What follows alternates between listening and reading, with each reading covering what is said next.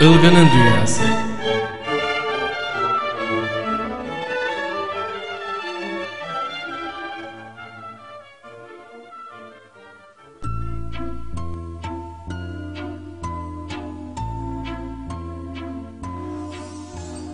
Hadi Ilgın. Geç oldu, artık yatman gerekiyor. Biraz daha televizyon seyredebilir miyim anneciğim? Hayır. Olmaz Ilgın. Erken yatman gerekiyor. Yarın sabah okula geç kalmaman için erken yatmalısın Ilgın. Ama niye baba? Yoksa erken kalkamazsın. Tamam babacığım. Hadi bakalım ufaklık, yatağa. Tamam, yatıyorum. İyi geceler babacığım. İyi geceler yavrum. İyi geceler anneciğim. İyi geceler Ilgıncık.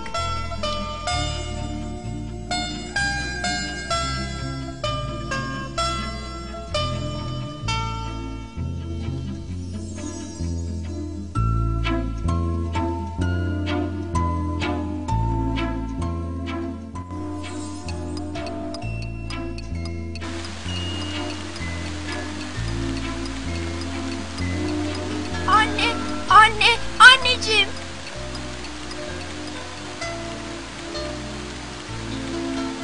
Ne oldu, bir şey mi var? Ne oldu yavrum? Dışarıdan sesler geliyor. Ne sesiymiş bakalım. Camdan geliyordu baba. Camdan mı geliyor? Bir de ben bakayım.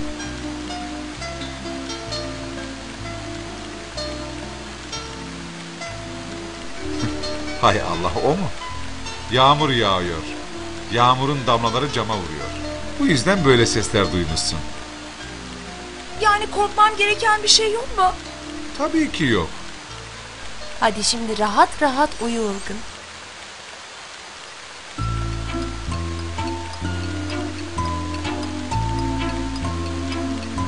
Uyan Ilgıncık.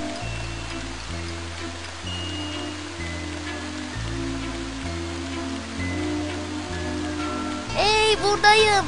Pencerede. Kimsin sen? Benim. Ben Yağmur damlası. Pencereyi açar mısın? Merhaba. Sesimizle seni rahatsız ettiğimiz için özür dileriz. Ama aç artık şu pencereyi. Evet, açıyorum. Hem dışarıda üşümüşsündür. Hadi biraz acele et.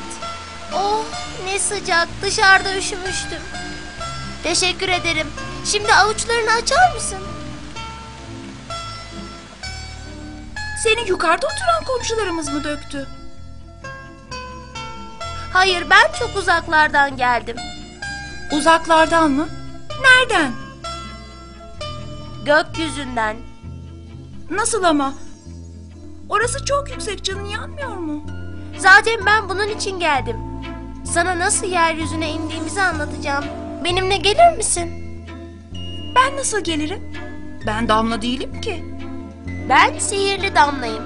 Seni küçültüp içime alacağım. Lütfen gözlerini kapatır mısın? Tamam. Şimdi gözlerini açabilirsin. Aa, ne güzel. Senin kadar oldum. Şimdi içime atla bakalım. Evet, hazır mısın? Hazırım. Yolculuğumuza başlayabiliriz artık. Gitmeden önce dinleneceğiz. Bu nedenle geceyi bahçede toprak ananın kucağında geçireceğiz.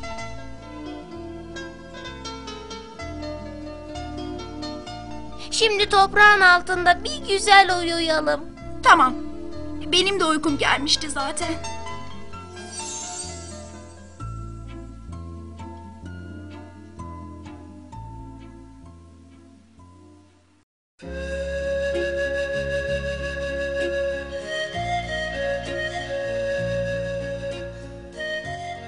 Günaydın Ilgın.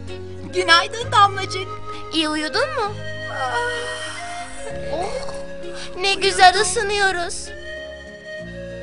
Üf, terledim. Güneş bizi ısıtınca buharlaşıp gökyüzüne çıkıyoruz. Evet, şimdi buhar olduk. Gökyüzüne doğru yolculuğumuz başlıyor. Çok güzel. Evimize bak, ne kadar küçük. Çok üşüyorum. Neler oluyor? Biz yukarı çıktığımızda bizi soğuk hava tabakası karşılar. Şu halimize bak, irileştik. Evet, soğuk hava akımıyla karşılaştığımızda kardeşlerimizle birleşir ve irileşiriz. Bak bak, kardeşlerin de birbirine yanaşıp bir araya geliyor. Çok güzel bulut oluyor. Evet, şimdi bulut olduk. Birbirimize yaklaştıkça şişmanlayacağız. Ağırlaşacağız. Bu harika. Bulut bir süre sonra bizi taşıyamayacak ve yer çekiminin etkisiyle yağmur olarak yeryüzüne ineceğiz. Bak, diğer kardeşlerim daha soğuk hava tabakasına girdiler. Onlar da şimdi birbirine yapışıp donacaklar ve kar olarak yeryüzüne inecekler. Müthiş bir şey, inanamıyorum. Bak Ilgın, diğer kardeşlerim daha da soğuk hava tabakasına girdiler ve buz taneciği oldular. Düşerken tüm çevrelerini yeni su damlacıkları sarar. Su damlacıkları hemen donar ve irileşir. Bu iri buz damlaları hızla yere düşer. İnşallah bunlar kimseye zarar vermez. Neden bu kadar iri oluyorlar? Çünkü bu su damlacıklarının geçtiği hava tabakası ne kadar kalınsa taneciklerinin iriliği de o kadar çok olur. Bazen nohut büyüklüğünde, bazen de nohuttan daha iri olarak yeryüzüne inerler.